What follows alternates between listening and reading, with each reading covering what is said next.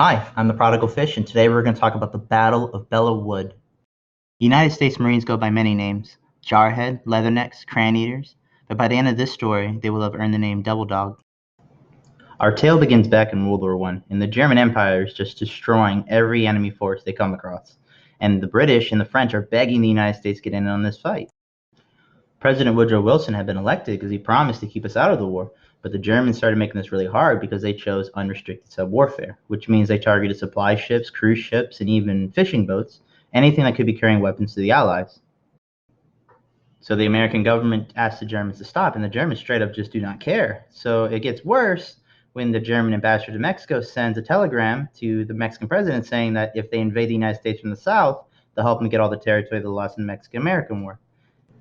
So the British Empire was actually the one to find it first, and they couldn't give it to us because they would admit they were spying on our telegram line. So they give it to a guy, gives it to a guy, gives it to his cousin, and eventually it goes to the media, and that becomes known as the Zimmerman telegram. And that finally does it. The United States decides to go to war. So the order to mobilize goes out, and the guy in charge of the Marine Corps recruiting, his name is General John A. Lejeune. He needs to take the Marine Corps from 14,000 to 73,000, while the Army goes from 208,000 to 4 million. A bunch of handwritten letters go out to all the deans of the colleges asking to find the best and brightest and most patriotic men in the country who are willing to go fight. The selection process is pretty brutal, and only 1 in 4 candidates actually make it into the Marine Corps. Meanwhile, they have to leave a force behind to run the administrative side, so women begin to join, and their standards are actually a lot harder. Only 4 out of every 300 end up joining the Marine Corps. And on August 13th, 1918, Opha May Johnson becomes the first female Marine, and she finishes her time in World War I as a sergeant and gets out and goes back as a civilian till retirement. They reach their numbers and they spend the next few months training, and some British and French officers come down and they teach them about trench warfare. These guys, they're running at fake trenches with bayonets, they're throwing rocks as grenades, and they're getting ready for a fight. Meanwhile, the older veterans who fought in the Spanish-American War, they're saying these kids are too weak, they're never going to survive. But in reality, none of them were prepared for what would happen next. When they finally get there, the Germans launch a gas attack, and it actually kills 40 Marines in the barracks.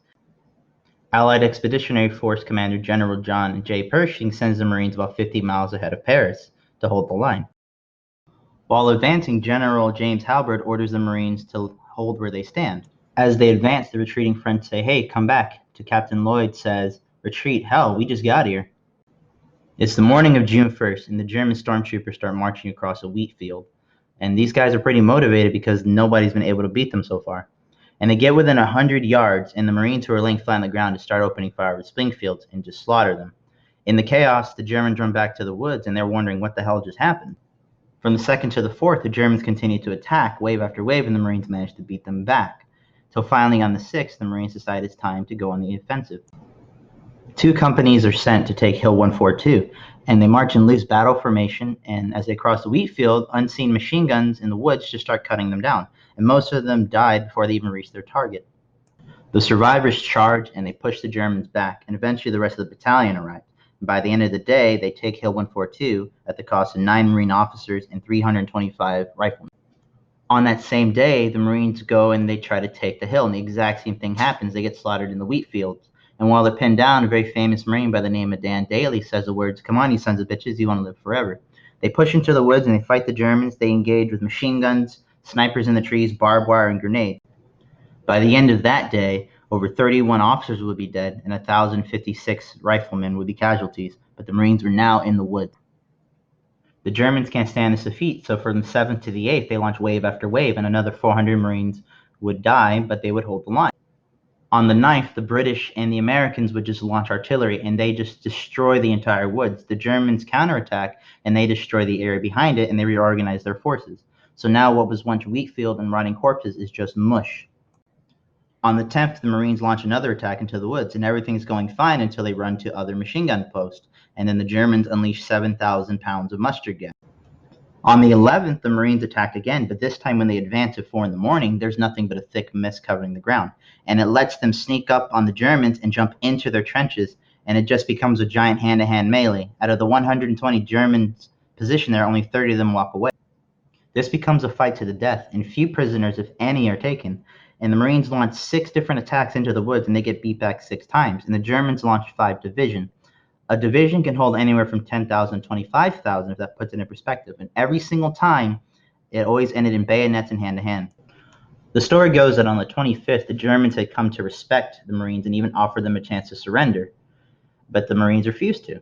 So on the final attack, the Marines fix bayonets and they run into the gas-infested woods, and it is some of the most brutal fighting of the entire battle. On the 26th, the battle is finally over, and Major Maurice E. Schreier sends a telegram saying, "Woods now United States Marine Corps entirely," and it ended one of the most ferocious battles that was fought so far by American forces. By the end of the battle, the Marines would have 9,777 wounded and 1,811 dead, and the Germans couldn't be counted, but their estimates over 10,000 men dead. The story spread like wildfire back in the United States, and allegedly they found a diary of a German soldier who wrote the word Teufelhound, which means devil dog, and the nickname ended up sticking. The French were so grateful they ended up renaming Belleau Wood into the Forest of the Marine Brigade and gave them many honors. Before this, the Germans had called the Americans cowards. They said that they would break under the power of German machine guns and the German bayonet. The Marines went in there with something to prove, and by the end of the battle, they certainly had earned the respect of everyone who heard of them. Until this day, Marines carry on the tradition of believing themselves superior.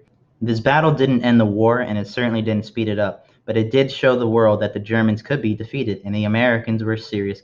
And the war would continue until November 11th, 1918, till at the 11th hour, at the 11th minute, at the 11th second, both sides decided to stand down in what was supposed to be the war to end all the war. The takeaway from this is don't be afraid to try new things, and even though something seems impossible, give it your all and you'll see that you too can overcome it. Thank you for listening. I'm the Prodigal Fish and Semper Fidelis.